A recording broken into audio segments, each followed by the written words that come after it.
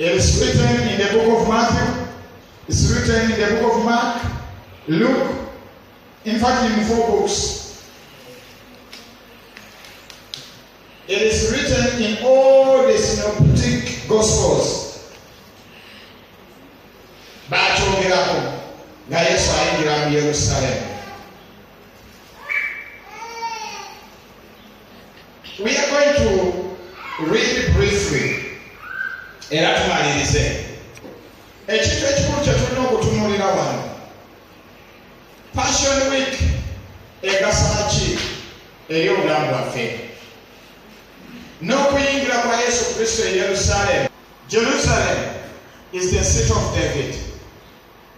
Jerusalem kwegamba we wali ekanisa eyasookera ddala okuzimbibwa ani?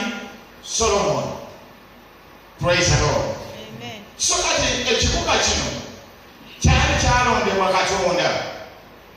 Naye ebiseera bwe byatuuka nga Yesu Kristo anaatera okubeera nga asitula omusalaba, yali alina okugenda mu Yerusaalemi, mu kibuga ekikulu. So tulaba nti tulina ebintu bingi nnyo ebyetoolodde Yerusaalemi. By the way, n'entalo eziriwo wadde kati mu Middle East eziri eyo zirwana because of Jerusalem. Praise the Lord. Muna okukimanya Jerusalem bwe wasooka okubeerayo ekanisa yaffe yasookera ddala eyazimbibwa ani? Solomon. Naye ekiseera kyatuuka abasiraamu nabo ne bawamba. In fact nabo baatuuka ekiseera bazimbayo omuzikiti ogusinga obuki? Ogusinga obunene.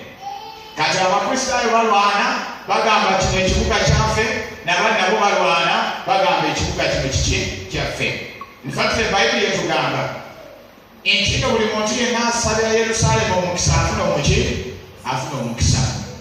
Because Jerusalem was a chosen city. Praise the Lord.